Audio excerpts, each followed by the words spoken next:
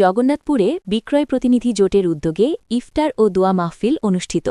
আসসালামু আলাইকুম, আপনারা দেখছেন প্রতিদিনের জগন্নাথপুর। বিস্তারিত দেখুন মোহাম্মদ সুজন মিয়ার ভিডিও চিত্রে। সুনামগঞ্জের জগন্নাথপুরে উৎসবমুখর পরিবেশে জগন্নাথপুর বিক্রয় প্রতিনিধি জোটের উদ্যোগে আলোচনা সভা ও ইফতার মাহফিল অনুষ্ঠিত হয়েছে।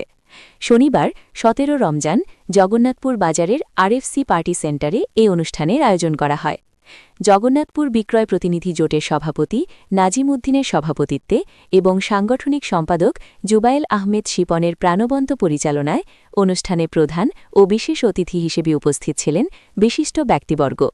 সভায় বক্তব্য রাখেন জগন্নাথপুর বাজারের বিশিষ্ট ব্যবসায়ী মোহাম্মদ জামাল উদ্দিন বেলাল, পরিবেশক কমিটির সভাপতি শাহিন আহমেদ তালুকদার ও সেক্রেটারি সুভাষ দাস, বিক্রয় প্রতিনিধি জোটের উপদেষ্টা মোহাম্মদ দিলোয়ার হোসেন, ফারুক আহমেদ, মোহাম্মদ সাজু মিয়া, নিধি তালুকদার, রূপক রায়, সজল দাস ও কুদ্দুস মিয়া।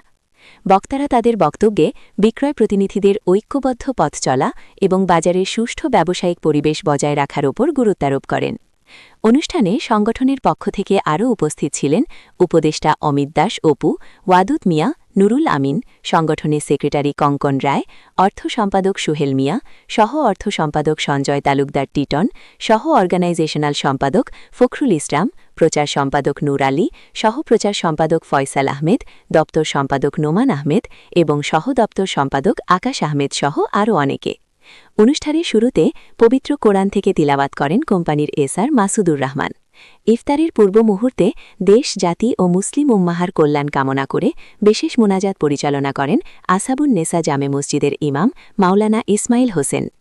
উক্ত ইফতার মাহফিলে এলাকার ব্যবসায়ী প্রতিনিধি এবং বিভিন্ন শ্রেণী পেশার গণ্যমান্য ব্যক্তিবর্গ উপস্থিত ছিলেন। উপস্থিত সকলে এ ধরনের আয়োজনের মাধ্যমে ভ্রাতৃত্বের বন্ধন আরও দৃঢ় হবে বলে আশাবাদ ব্যক্ত করেন।